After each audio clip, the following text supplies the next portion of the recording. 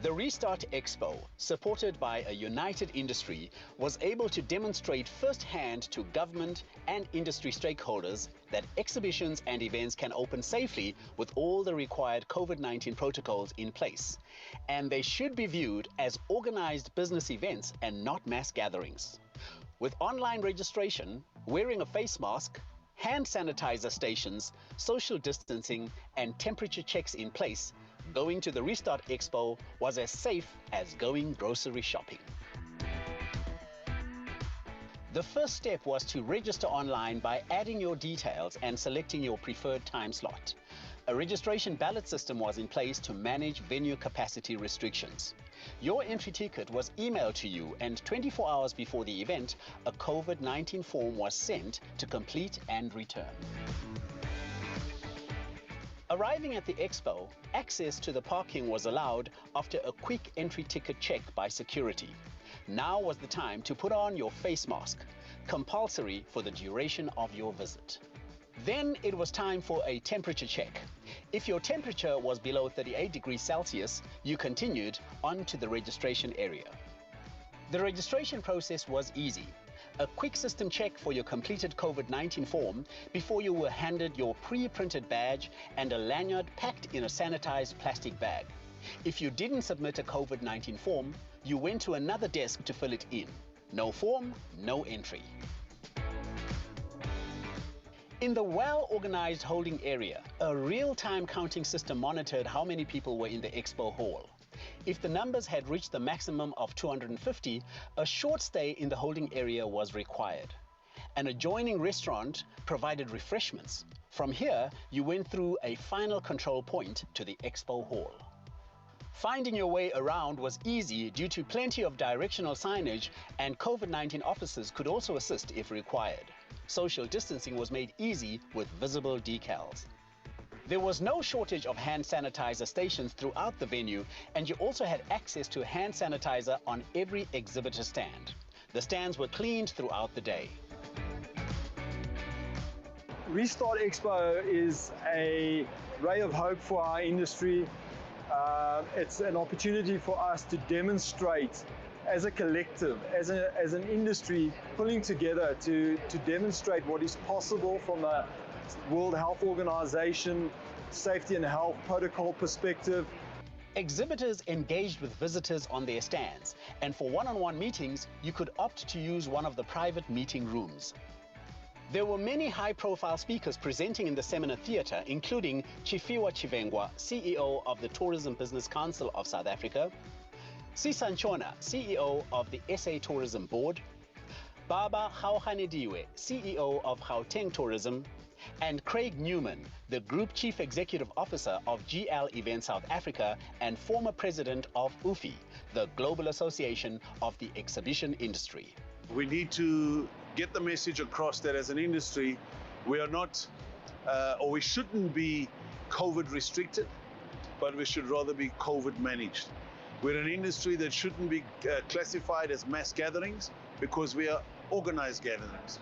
And this event showcases the fact that we can put events and exhibitions together and be completely COVID compliant and ensure that everybody has their health and safety first in entering any of our events. The seminar theatre was cleaned and sanitized between each speaker session. 2 restaurants provided refreshments with social distancing and food safety protocols in place. As you can see, we've demonstrated that exhibitions and events are organized business events that can open safely with all the required protocols in place, with increased venue capacities allowed.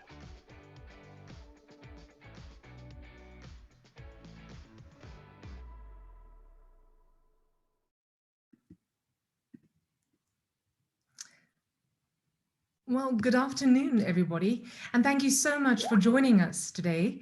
My name is Prajani Patha. For those of you who don't know me or have forgotten me over the holidays, I hope you had a good break.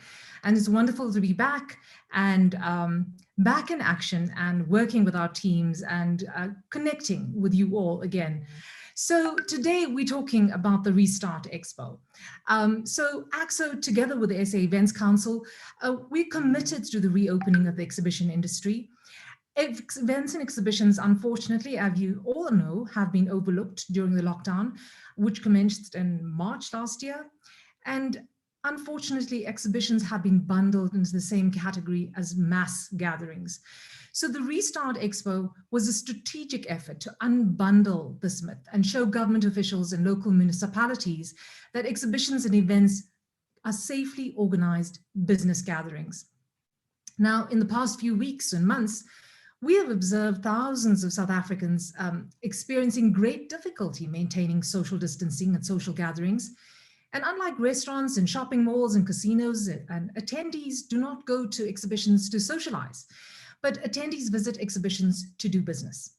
And the distinct difference means that exhibitions fit a lower risk assessment profile as the event industry adheres to all encompassing social safety protocols. So today we're going to talk about how we're going to be doing this as an industry, how we're going to be encompassing all the safety protocols, and to find out how we activate our exhibitions in the year ahead and the years ahead, because life will change and has changed, we have to admit. So together today, I'm really, really excited to be joined by two very special ladies. We have from Specialized Exhibitions, Charlene Hefer, who's the Portfolio Director. Welcome, Charlene. And then we have the Managing Director of Johannesburg Expo Center and Dogan Events is Adele Hartjegen. Adele, wonderful to have you with us today as well. We're really excited. We've got all the girls in the house, as you can see. Charlene, a quick word from you, just a welcome back to everybody, if you'd like. Yeah, thank you very much, Progeny, for the opportunity. It's great to be here with the rest of the ladies. I think Restart was a really, really unique project. It was great to work on it, and I look forward to sharing some of those insights. Yes, we're all absolutely excited. We have been inundated with questions as well for both of you. Adele, feeling excited to be back in action this year? Yes, thank you, Progeny, and thank you for having this session. I think we've, on our side, we've started the year with a bang again already. I really feel for the rest of the industry that we didn't open the year as we anticipated, with a bit more positive news and able to push forward in our normal business practices. But hopefully what we did with the Restart Expo will help us get the industry to where we want it quicker than what we anticipate. Definitely so. And a special shout out obviously to Sean from DMG Events, who's hosting us this afternoon on the DMG platform. So thank you very much to Sean and the team at DMG. So we've had lots of questions from our audience that has joined us today, but we have a few things that I think we're going to cover all the questions. I've had so many questions for these ladies yesterday alone. I think I've got their brains ticking, but they've done so much and they got their hands dirty. They've been really, really busy with Restart Expo last year. And I think it was an interesting exercise all round. So to start off, Charlene, can you explain to us, I mean, you know, we've watched the video. It was really interesting to see it in action. And for those of you that attended Restart as well, it was such an amazing event to attend. It really was, after a year of not attending anything. And then to see all our colleagues and the industry at large there, it really brought us all together. But there was more to Restart than that, right? Yeah, absolutely. I think it was an initiative by us, Specialized Exhibitions. Of course, we're a division of Montgomery Group, as well as Expo Center and GL Events. And I think it was a really great idea. And we hosted the expo for a variety of reasons. And as you rightly said, Progeny, we did so to show government and all our stakeholders, and by stakeholders, I mean all of our exhibitors, our visitors, the industry, that we can actually have exhibitions and events safely, that we can implement those COVID-19 protocols.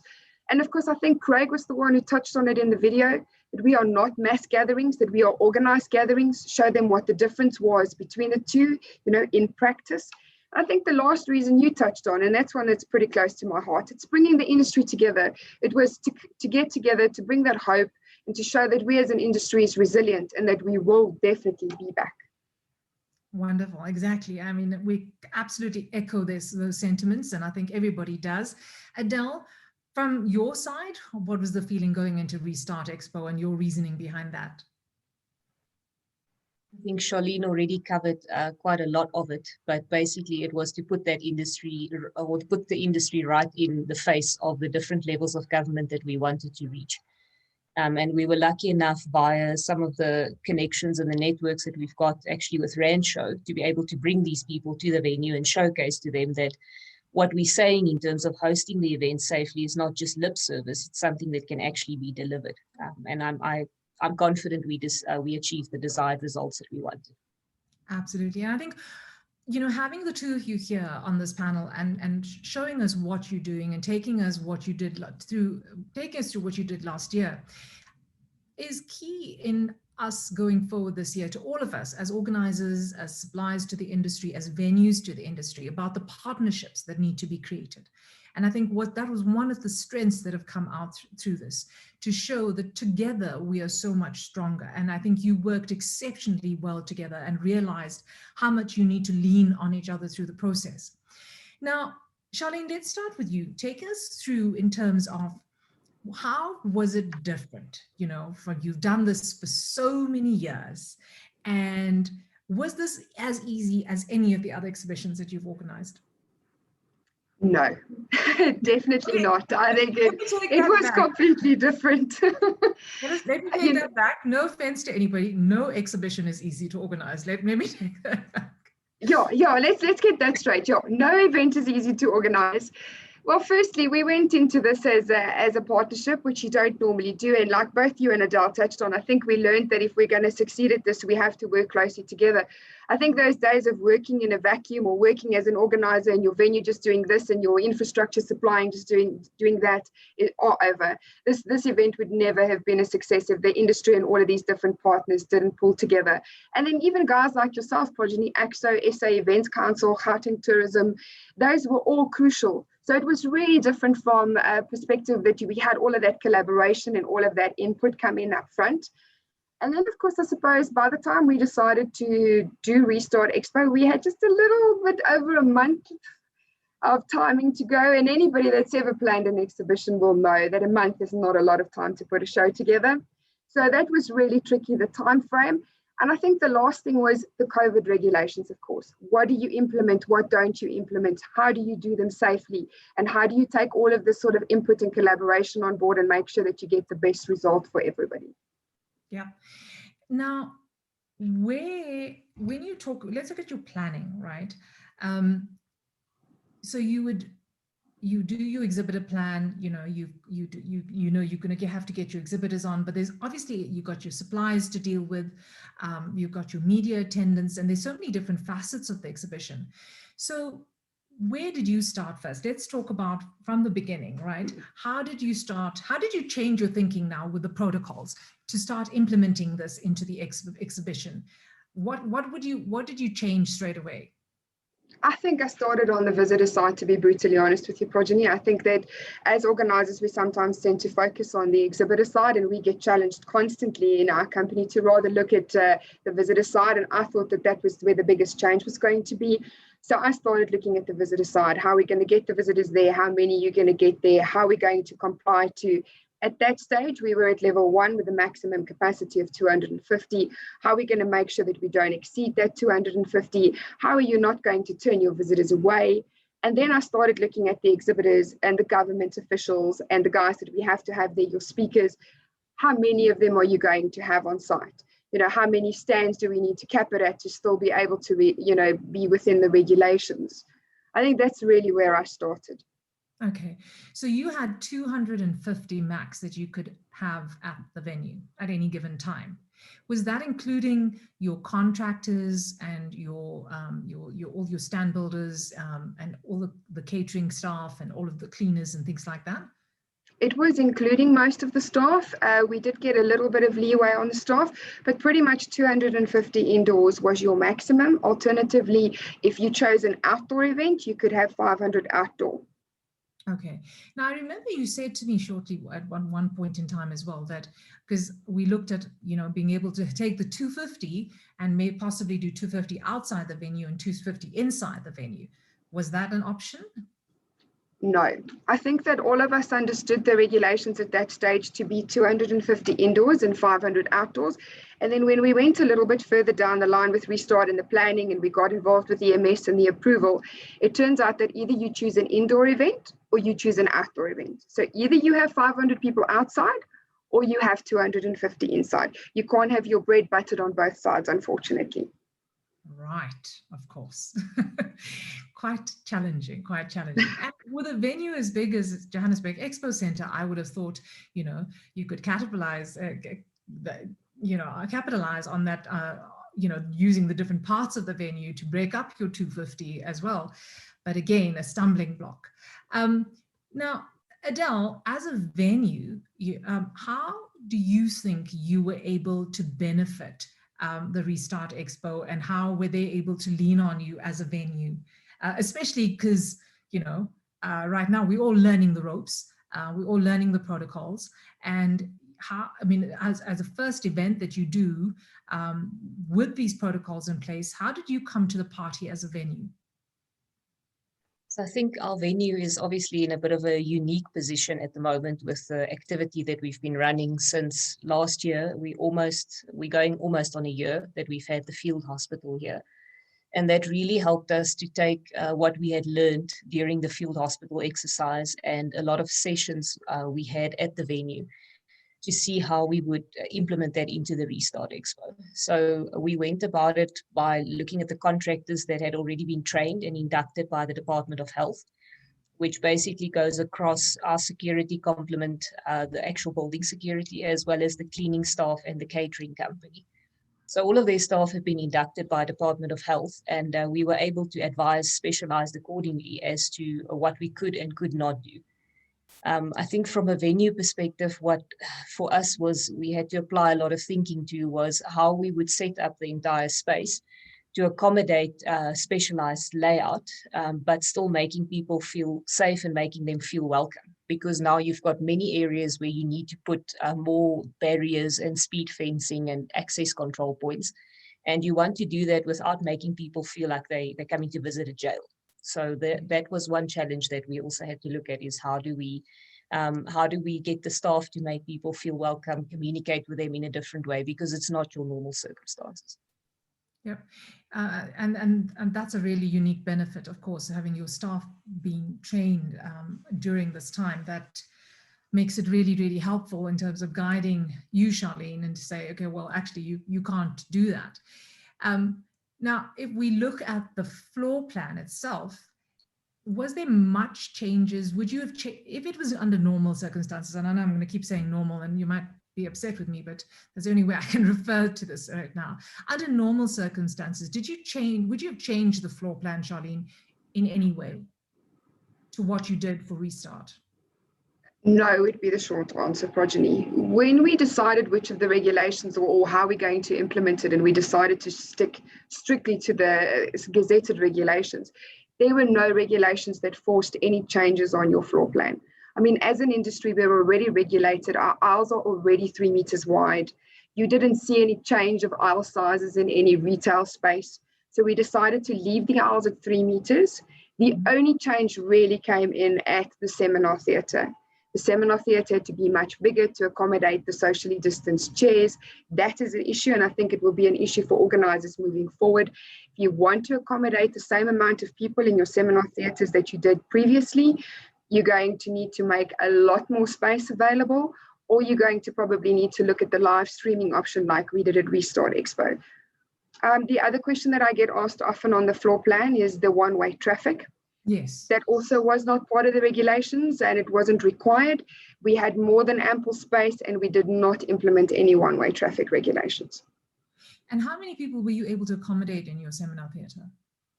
We had about 40 people in the seminar theatre, between 40 and 60, and it took up an enormous amount of space on the floor. I'd say it would be 3 times the size of what I would normally build at a seminar, for a seminar theatre of that size.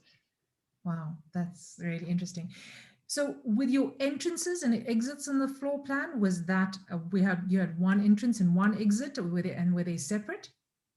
Yes, that was clearly sort of demarcated when you get to site. It was one entrance, but because the entrances are so wide that go into the halls at Nasrec, we were able to use one door and just demarcate the left-hand side, for example, as the entrance and the right-hand side as the exit. And we had some stanchions running down the middle. So as you entered all the way from the parking lot, there was a very clear flow for you until you got within the hall. Then you were able to move around freely. And then when you exited, you had to follow a certain route to get back to your car. Okay. So who was responsible for all the sanitizing stations on the floor plan? That would be us, and then Adele can maybe go into the actual cleaning of the seminar theatre, etc., because she's got a lot of knowledge on that. The sanitizing stations were organized by us. We had 25 sanitizing stations throughout, and then every exhibitor had sanitizer available on their stand as well. Okay, and how would you choose where to position those, for example? I think we looked at the areas that, where you had high traffic everywhere at your registration, when people arrived, as they arrived, at your registration once you got your badge, going through when you got checked into the hall, at your seminars, at your restaurants, at your meeting rooms. We really put them at all of those points. Okay. Now, Adele, I know that you did the cleaning services, your venue did the cleaning services for the venue at large, right? So what were the challenges that you faced there, and how did you incorporate that into this expo?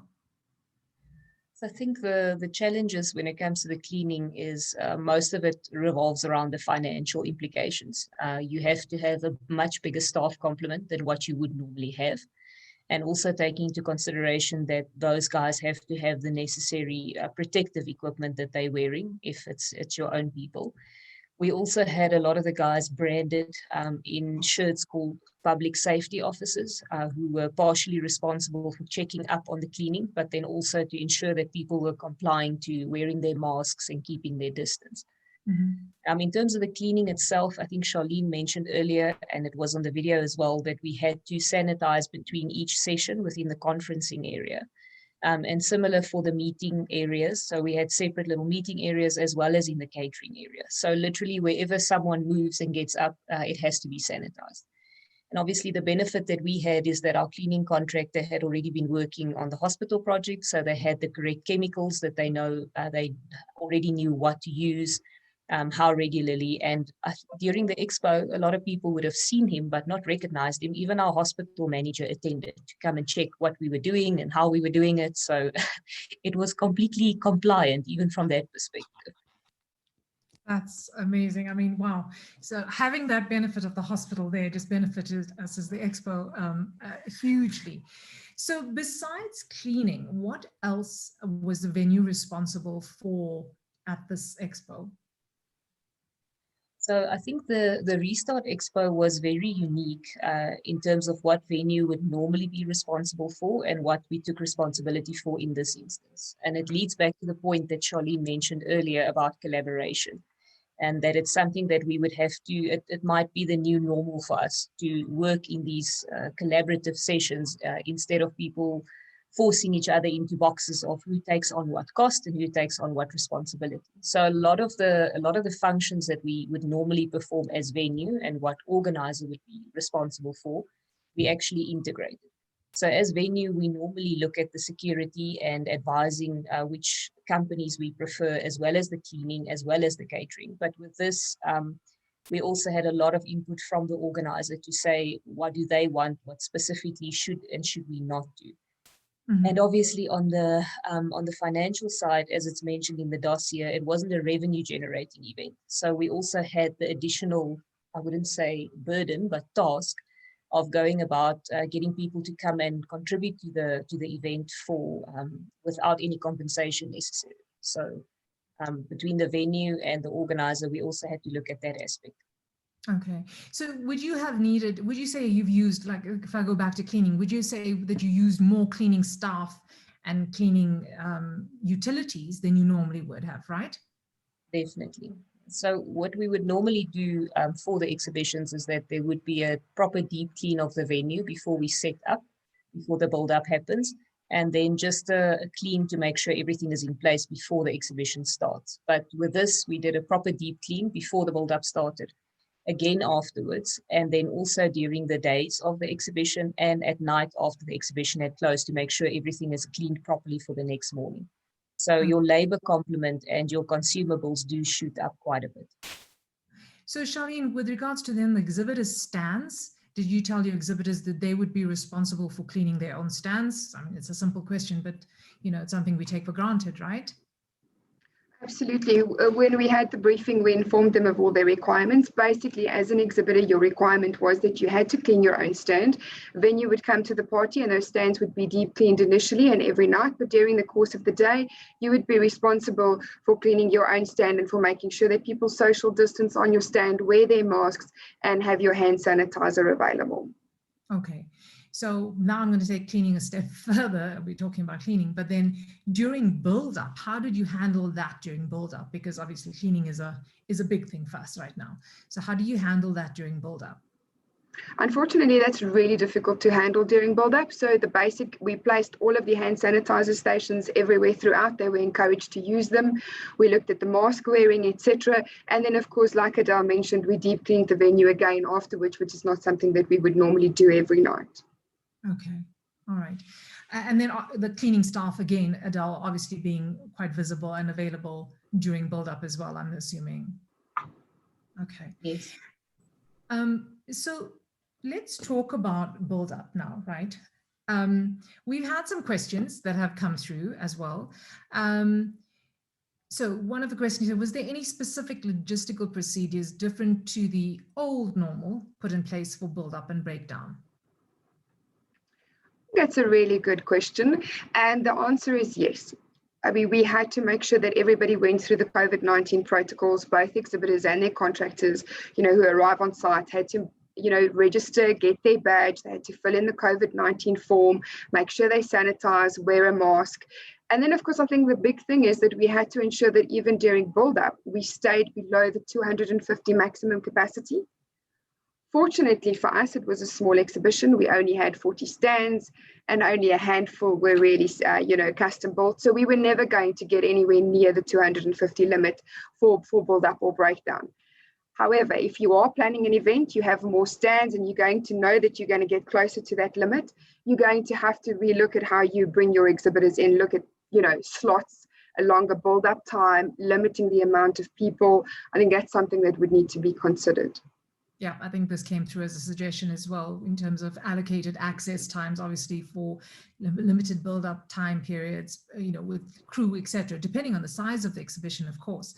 And that's why I think it's so critical that we as an industry continue to push government for an increase in numbers, because the 250 packs is not going to work, especially on larger exhibitions where the floor plan is much bigger, because then it affects, our build-up crew alone is going to easily get to that number.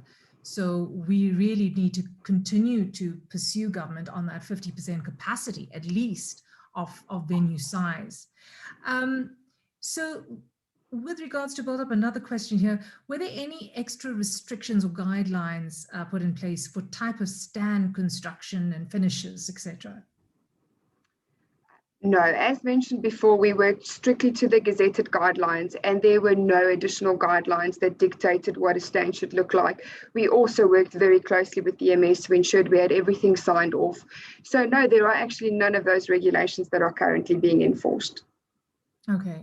And again, I suppose, if you start thinking about it practically, as a stand builder, you would need to look at it practically and say, something that you would offer to a client under normal circumstances might not work anymore because it might be a high traffic stand where there's a lot of touch and feel surfaces, because our exhibitions that's the nature of the exhibitions. And you want somebody to experience something, and going and touching a surface, for example, might not be the appropriate thing right now. So how do you change that mindset when you're building a stand and keep those protocols in place to keep talking about, the 3 C's in terms of, crowded spaces and those kind of things that we prevent with social distancing and following the safety protocols in your stand itself, not just in the expo at large as well. Then there's another question here. So what would direct extra costs involve for the organizer side to ensure the COVID sanitation and tracking, etc., were in place? Were there any extra costs? Because that's an additional cost to an exhibition, right? That you wouldn't normally have to do. Absolutely. And as an organizer and looking at my budgets every day, I can definitely say that, yes, there are extra costs. There are extra costs involved in the registration process, how you manage people, how you bring them in, how you hand out the badges. If it is a trade event, for example, those hand sanitizer stations that were placed throughout, you would have to purchase those, you would have to keep them refilled. And then, of course, there's all the masks for the staff and people arriving that you need to provide. And then I think, Adele, you've got a lot of insights in how much it would cost from a venue perspective, and what you would do with those costs to have the venue constantly deep cleaned and to have that amount of cleaning staff on site at any given time. That is right. Adele? There's definitely cost implications for venue and for organizers, depending on where the responsibility would sit eventually. But besides from the additional staffing, even on the catering side, we had some additional costs because of how we had to package the catering, which is not how we would normally do it. And then also, I think from the organizer side, if you're going to make your spaces a lot bigger, there's a lot more infrastructure elements that are also required. If you're doing sectioned offer or meeting rooms, that has an implication. So from venue side, we still have to get to the magic number of how we calculate all these additional fees in terms of security personnel and cleaning personnel into the per square meter rate without upsetting the whole apple cart. So there's still a challenge there. That's definitely a show. I mean, do you see it? Obviously, I see every organizer would need to do this, right? And obviously, if you're going to a venue that can package it for you, would make it much easier to fulfill as an organizer, because you have back-to-back shows running on a monthly basis, and obviously buying bulk, then having contractors in place with that can deliver on those protocols as well would help that. Do you see that as a norm for venues in future? I think there's a portion of it where venues would have to take the lead in order to make it a bit easier for the organizers. And as you say, we've got a bit more bulk buying power because of the continuous activity. I think one of the costs that we can mention in terms of bulk buying, which we didn't really consider until the Restart Expo happened, is what to do with the cost when it comes to live streaming in terms of the connectivity. Because even though most of the venues have got Wi-Fi, your normal Wi-Fi within the halls is not really suitable for the guys to stream on. So when it comes to setting up dedicated pipes for them to be able to deliver the video content, that can be quite an extensive cost, which the venues have to take on a continuous basis. It's not the ideal service that you can purchase once off and then cancel after use. So that in itself was another cost implication that we didn't really think of even prior to the expo, that we would need such a big pipe, dedicated pipe for us to do the broadcast.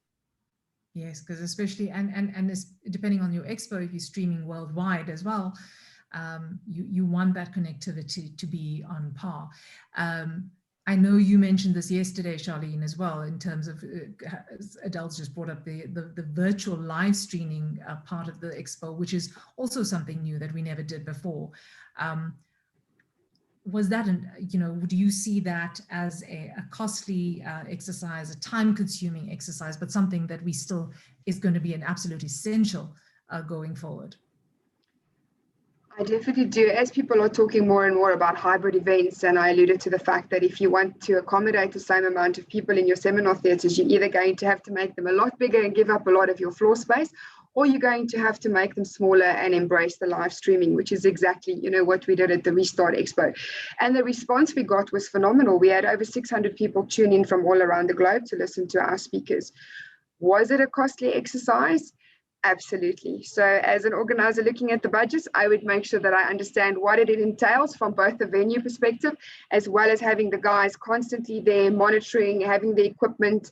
It is very, very costly. And I know you mentioned, the benefit of being obviously at Expo Center. I know Adele mentioned yesterday, and that was fascinating to know because of 2010 legacy being left behind, right, Adele? Yes, I think it's something that few people maybe remember or are aware of, but because of the broadcasting center for the World Cup that had been set up here, Expo Centre's got the benefit that we've got a really big fiber backbone that runs underneath the venue from different providers in order to have done the streaming at that point. So we had a bit of an advantage that we could just hook those up and have the service delivered. But for other venues that might still have to fit those, it could be obviously a delay, or they may not be able to offer those services depending on what the infrastructure setup is. Yeah. So as organizers, something definitely we need to consider in terms of our costing, the way we cost our sponsorships, and in terms of the seminar theatres, and that's probably an avenue in which we can explore to look at ways to curb those costs, your sponsor costs, your speaker costs, the advertising opportunity within those seminar theatres is the only thing that is going to help us get out of it, unless anybody else has any other suggestions.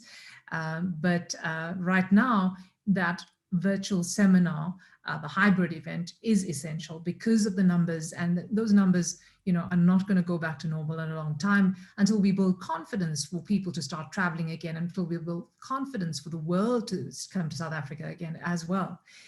Now I want to take you back a little bit into the registration areas. So Charlene, for your registration, take us through the registration process. I know it was quite intense, finding the right service provider firstly, because you had to do the tracking and tracing and answering the COVID questions, and then the on-site part of it. Yeah, I think the registration was certainly one of the more complex parts of the planning that we had to do. And we worked with, like you said, a brand new supplier, and they had to actually custom make and custom write a lot of code for us to be able to incorporate all of the new requirements that we had and that we had to adhere to. So it was the incorporation of those time slots and how many people you allow per time slot, and who gets preference, of course, when a time slot becomes full. And then there was the COVID-19 questionnaire that had to go out 24 hours before anybody would arrive. They would need to fill it in. If they didn't fill it in, they would not be allowed access into the hall. And then I think the most crucial part was the fact that the registration company could give me an accurate number, and there was a big display board there. Anybody could see how many people were in that hall at any given time live. So we had 1,002 people attend the event, which on the side is a great sign. I think it shows that people still want to come to events. But never at any given time did we go over 230 people in that hall. Wow, that is quite intense. But now you got that side, and I think that was really great for me to be able to watch those numbers, telling you, especially I think that's essential on the entrance and the exit to know exactly how many people. I mean, you go to malls and you see them having this peg system, right? Count the pegs. I can't see us standing and counting pegs at our doors. So thankfully, we've got great software producers providers that can, develop systems for us. And I think lots of registration suppliers are going to go in this direction because our needs have changed. But there's some soft skills involved in registration as well, because, you're checking temperatures and all of those kind of things. So, were there any cases where, what do you do with people when their temperatures are too high and they can't enter the venue? What was the plan? The plan was to actually check their temperatures before they got into the venue. That was crucial for us, so that if we do turn them away and we have a problem, that they can get turned away before they actually enter the venue. And that's where my team got involved. I've got an awesome team here, and they were deployed at key positions. And for example, one of them was at temperature check station with a COVID-19 officer, and they were obviously briefed to handle it in the nicest possible way. So if somebody's temperature was above 38, they were kindly asked to, maybe you've been sitting in the car for too long, sir, maybe there's just a little bit of a problem, so unfortunately we can't let you in at the moment, because I think that is crucial, and how you handle a visitor at that point, will really influence their attitude towards you moving forward. Absolutely. And obviously, was there a lot of communication to the attendees before the event as well as reminders? Absolutely. We created a diagram that took them through all of the COVID-19 steps that you saw on the video. We made it easy for them. They knew exactly what to expect. And I know that one of the questions, Progeny, sorry to preempt this, was about the temperature reading. So I think now's a good time to we opted not to go for the standard temperature reading guns that you see everywhere when you go to the mall. We decided to implement a new state-of-the-art system that was provided by one of our exhibitors. And what this offers is that it can scan 7 people at a distance of up to 5 meters very, very accurately. So if you've got somebody there just standing, monitoring the screen, they can at any given time see everybody's temperature as they walk past. It worked really well. You didn't have to stop people. So if there was an issue, you could just quietly pull somebody aside and nobody would actually even know. Okay, that's great. That's nice to know.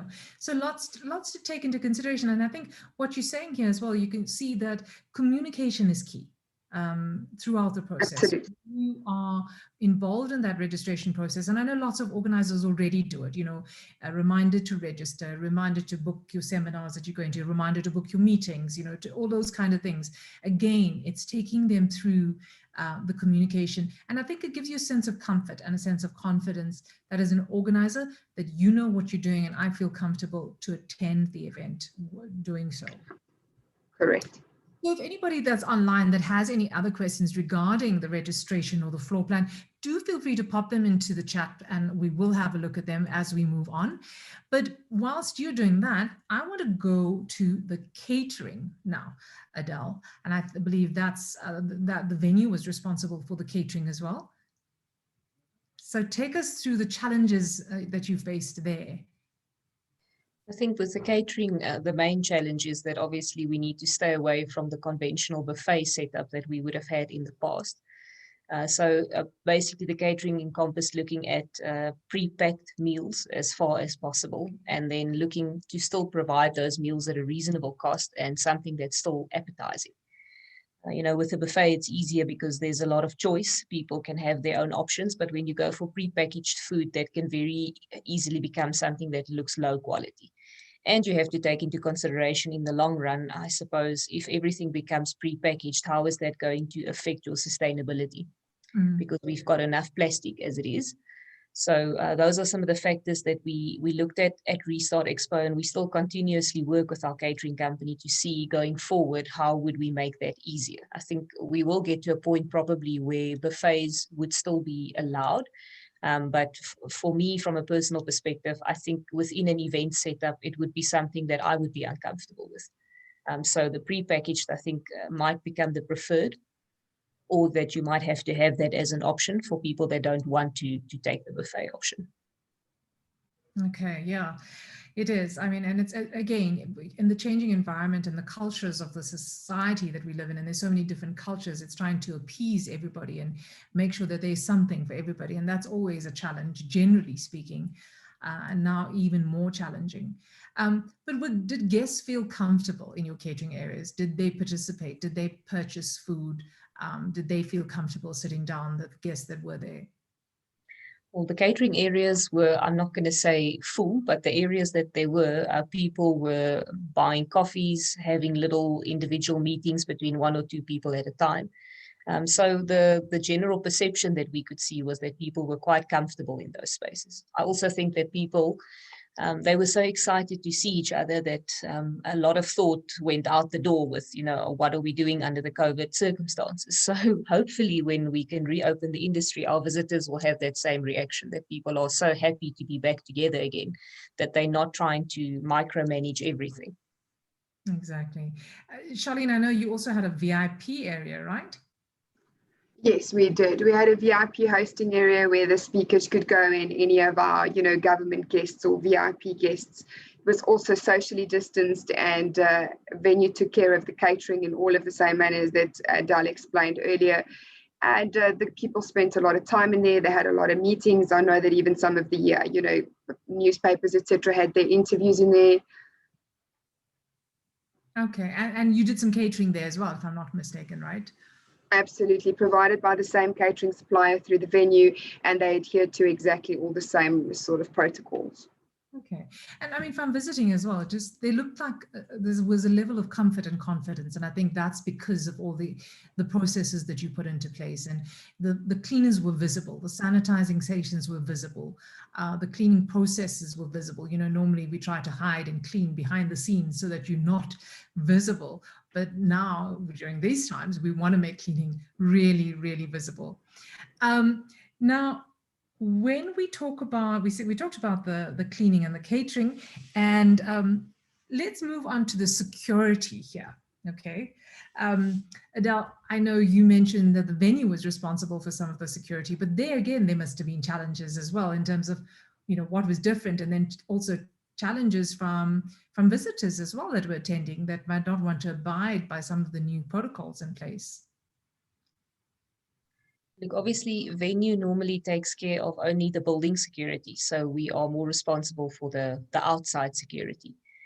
But I think from Charlene's side with the organizer, they obviously had the security company that would have been within the halls. And the main thing also comes back to the security is with communication and how you treat people. And if they don't follow the rules, how exactly do you handle the situation? So a lot of the security staff that we had, as I mentioned earlier, between the cleaning and the security staff, we had rather addressed people as public safety officials rather than saying they are security guards, so that it translates a bit easier and people feel that they're actually there to help them and not to monitor them. So I think that gave people an element of feeling more comfortable. And luckily, we didn't have any incidents with people not complying and us having to enforce or fight with anyone for that matter. And here again, as involved in the industry as we are, and whether it's within our companies or within the shows we organize, within the teams that we deal with, there's a lot of soft skills that need to be learned, and there's lots of training that needs to happen on the soft skills, on how we deal with people. And we all know we have different mindsets and we have different ways of handling the pandemic right now and different opinions about it. And it's how we respect those that are important. I see Jackie has just put a note out there for us, and this is quite interesting. Jackie Nell, thank you, Jackie. She says she was in a webinar last week, where Michael from SANIAC advised that the China government reopened their exhibitions, provided that there was no food and beverage on the show site. China also didn't allow B2B and meetings, but they did reopen exhibitions on that provision that no food was served, food and beverage, because they believe this is how the virus gets transmitted. Very interesting, something to consider for the future. Yeah. So it's all about packaging and again, is catering something that we can do without? Can a person spend a whole day at your venue without catering? That's the other thing, without having any food and beverage. So it's how we limit that. I think that is really, really important as well. Then let's move on to, so we talked about security, and when we talked about security last year, now I know that we were talking about the floor plan and the general planning of the floor plan, but before we can kick that floor plan off, it needs to get approved, right, Charlene? So how Absolutely. So Progeny, I was very privileged to work with Sean Harrison and the team at EMS very closely on this project, and they were great in advising us every step of the way, how to implement the regulations and what not to do. And they advised us, they double-checked that floor plan and they approved it. And I must be honest, it probably took 2 weeks for approval before we, got the approval, which is a very, very reasonable time. And were they visible on site, or more visible than normally would be? They were most certainly very visible on site, particularly on the first day. They came through for their inspection, and they were also part of a panel. They formed part of a panel discussion in the seminar theatre, which you wouldn't normally get. So it was great to have them actually as part of the event. Okay. And what is the feeling from them with regards to, what you should and shouldn't be doing? How did they feel as a city? What would they like to see in future from organizers and venues? They were very, very supportive, and what they would like to see is us complying to the gazetted regulations. So if the requirement is that you have face masks and hand sanitizer, that is what they would like to see. And they are very supportive in that space, and they don't want to see us implementing unnecessary regulations that could set a precedent for the industry as a whole. Okay, yeah, that's completely understandable as well. So moving on to our exhibitors. Now, we traditionally would have an exhibitor briefing, and I know everybody has their own way of doing this. How did you run your exhibitor briefing, and what changed at this point in time? Like you say, we traditionally do those exhibitor briefings, but this one was most certainly a first for us, as it was virtual. First virtual briefing we had. And it was also the first one where we collaborated once again with Adele, the guys from Expo Centre, as well as GL Events, and we all came together to do the briefing. And I think we went through all of the basic information that you would find at a normal briefing, everything from ops to marketing. But I think what was crucial was the fact that all of our exhibitors could ask those questions, but what was expected from them, what COVID regulations would they have to abide to, how do they get into the hall, had lots of build-up questions. And I think that really gave us the platform to put their minds at ease. Okay, that's great. I think, and again, it all goes back to that education and building confidence. Those briefings are essential to build the confidence, to show them what's changed. And again, I'm sure your communication to them as well had to be more frequent than it would normally be, because it's those simple things that exhibitors would need to be reminded of that they could do previously that you can't do now. Correct. And it's just to take away that fear of the unknown, I feel, because they didn't quite understand what they were in for. And as soon as you take away that fear of the unknown, and we created diagrams, take them through it step by step, then they felt very comfortable. Did you restrict numbers on exhibition stands in terms of staffing capabilities on stands? Yes, we did. It was one person per stand at any given time, and they were able to rotate in shifts. Okay, so that was purely because of the numbers, not because of the size of the stand. Correct, absolutely. That was to ensure that if you have 40 exhibitors, for example, which is what we have, that you have 40 exhibitors, for argument's sake, in the hall at any given time, which only then leaves you 210 people. And those are your speakers, some of your staff, and of course, your visitors. Okay. And then there's a last question that I have here from somebody who says, was there a higher percentage cost incurred in the overall expenses? I know this was, there was a lot of people that got involved that offered their services free of charge, but, given the cost that you did incur of all the additional things, is it going to spike our costs up a hell of a lot, do you think?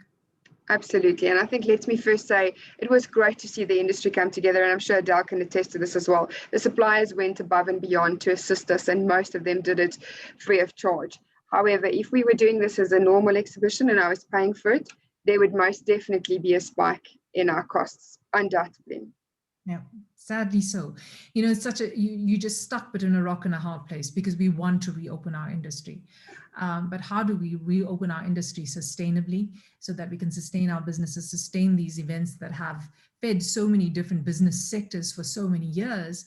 And it is going to take a while to recover. I'm sure it is going to take time for us to adjust pricing models as well, because that's going to change not just on our side, but from an exhibitor sponsor side as well. That is going to change. So a lot to consider for us going into the future. Now, I think it was a great event that we held, but Adele, Charlene, I know both of you were integrally involved in putting together the dossier that was, sent to many stakeholders. Adele, from your side, can you give us any feedback? As I know Craig Newman was really, really involved in this and spearheading it to ensure that we get the right people there, like you mentioned, and thankfully to your relationships that you have, we managed to get a few stakeholders there. What was the response and the feedback from them? So everyone was very excited with the event to actually have the Minister of Tourism here, but unfortunately, very last minute, she sent someone from her delegation to come and speak to us. We did, however, manage to submit the dossier back to her directly, which was done around middle December. And the feedback from her, and just for clarity, it was just verbal feedback. We didn't receive anything in writing. So in her conversation with Craig, what she did mention is that she was very impressed with the event and the feedback that she got from her delegation as to how the event was hosted and all the compliance that was put in place. And at that point, obviously, the COVID figures in South Africa were reducing quite a lot. So she had it in mind that come the end of January 2021, she would have liked for venues to go on to a 50% operating capacity with the restriction of 250 people lifted. Unfortunately, with the second wave hitting us, we haven't had further feedback from the department. We obviously keep pushing, we keep interacting with them, but I think at this point they've got multiple other issues that they are trying to deal with. So the event, I think we did have the desired impact that we wanted, and it was extremely well received from all the government stakeholders. But now it's a question of time to see when we can get feedback from them again as to the next steps. Absolutely. Do you think, Charlene, that we've achieved anything? Do you feel that we've made enough of a noise out there with the Restart Expo? I certainly think so. I think that we achieved that unity in the industry. We proved that we are resilient, that we can stand together. And I believe that it did make government, sit up and take notice of what we can do and how we can do it safely, like Adele said. If their feedback was anything to go on, hopefully we will have some, more feedback from them shortly. And I really think that it did make a difference. And if you look at the new Gazette that was published on the 21st of January, a lot of those regulations, are from the dossier. And like you said, from some of the things that you have submitted previously as AAXO and as the Tourism Business Council. And that really gives me hope for the future. I agree. Yeah, I think we just need to continue beating our drum. I think that's really, really important. As despondent as we might feel right now, we have to be respectful of the current pandemic, the second wave that we've just coming out of.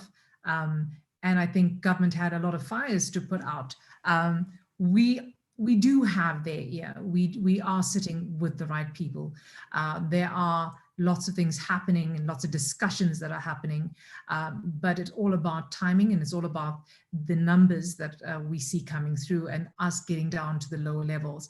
I wish we had a crystal ball to be able to say right now that we're definitely going to be opening next month or in March or in April or May, whatever the case may be, but unfortunately not. It's all in our hands as the South African public. But as I think the event industry, we need to continue the messaging that we have put out there. I know, like Adele said, that the South African Event Council and AAXO working very closely together with South African Tourism and TBCSA, working towards unbundling business events from social gatherings. And I think that is key for all of us. We need to unbundle that.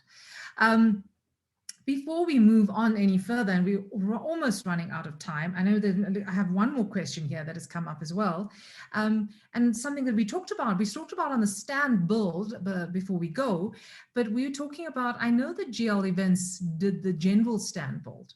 Adele, if you want to give us some feedback there in terms of what were their challenges and how they changed things to what they would normally do?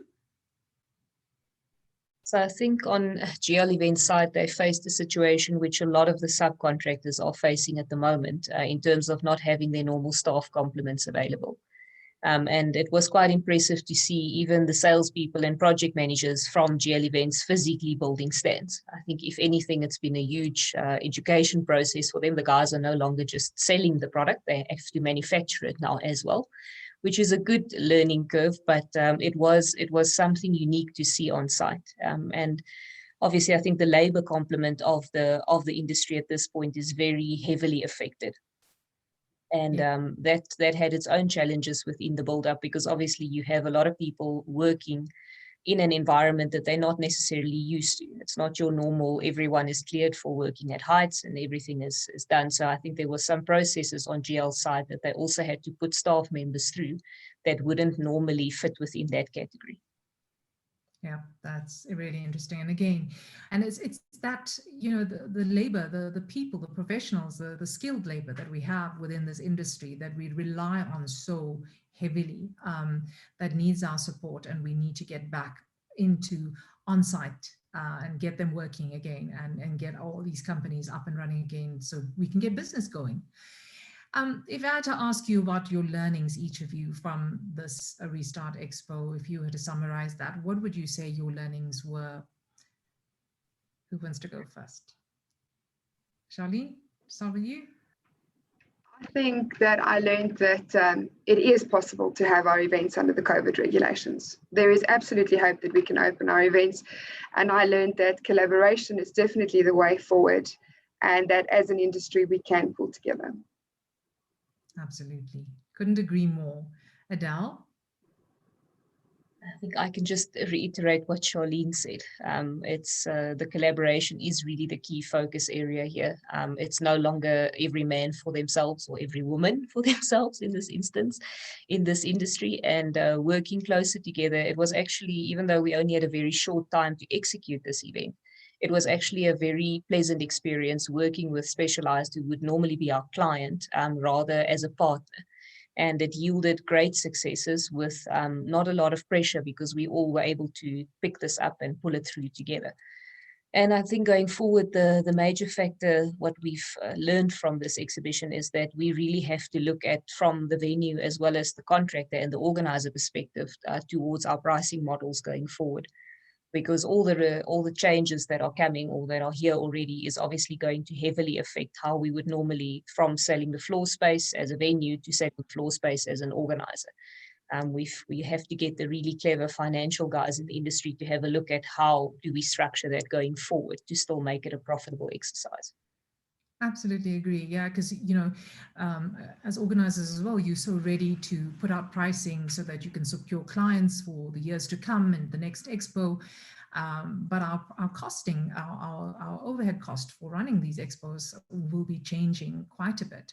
And it's how we start to incorporate that without scaring off our potential clients as well to come onto our exhibitors. Finding that balance, that sweet spot, is going to take some time, definitely. And I think it's also key for us, from what I've seen and listening to all of you as well, is that as much as the protocols sound daunting and sound like, how are we going to do this, and how do you incorporate it into build up, and how do you incorporate it into the cleaning areas, and what do we do differently, as far as catering is concerned, but we need to be really practical about it and not be scared of it. Because like Charlene has said as well, if you look at sitting with Jock and the support that they've showed, and sitting with all the suppliers and the venue and the support that they've all shown each other, and trying to find a reasonable solution that will work for everybody. Nobody wants to shut you down. We want the expos to go. So it's all about that communication in advance so that you can prepare yourself. You don't want to come to this, get to the event and realize that you haven't considered something. So rather get advice from the right people. Make sure you have your event safety officers trained, make sure you get your staff trained. The soft skills that we spoke about is absolutely key. Training and training and training, because we all have to retrain our brains into doing things in a new way. And I think that is key. We cannot just assume that we'll figure it out along the way. Just dig deeper now. And I think now is a key time where you can take the advantage, to take the opportunity to upskill yourselves in that training, to figure out what new has to be done, and collaborate with our suppliers, with our venues, with the organizers, and see how you can work together and be proactive in our approach to the upcoming expos. Because when it comes, it's going to come, and we're going to be open, and we're all going to be running, and then there's going to be no time for training, because you need to get sales, you need to get the operations done. It's just, we're all going to be flying in different directions. So it's really important to take advantage of the downtime now to prepare ourselves for what lies ahead. Ladies, thank you so very much for giving us some insight into the behind the scenes. I know that you both are available, so I'm sure if anybody online wants to drop you an email, if you have any further questions and want to dig deeper into something, a challenge that you might have, and a special question, I'm sure both Charlene and Adele are absolutely available and will answer your questions if you drop them an email. You can get their details from Mole at AAXO.co.za. Just drop us a mail. But thank you so much for joining us. We really appreciate it. We're going to try and do this once a month to be able to give you some insight into the way you can move forward and plan for the year ahead. So thank you very much to all of you for joining us. Thank you, Progeny. And thank you to Sean from DNG for hosting us as always. Have a great afternoon, everybody. Bye-bye.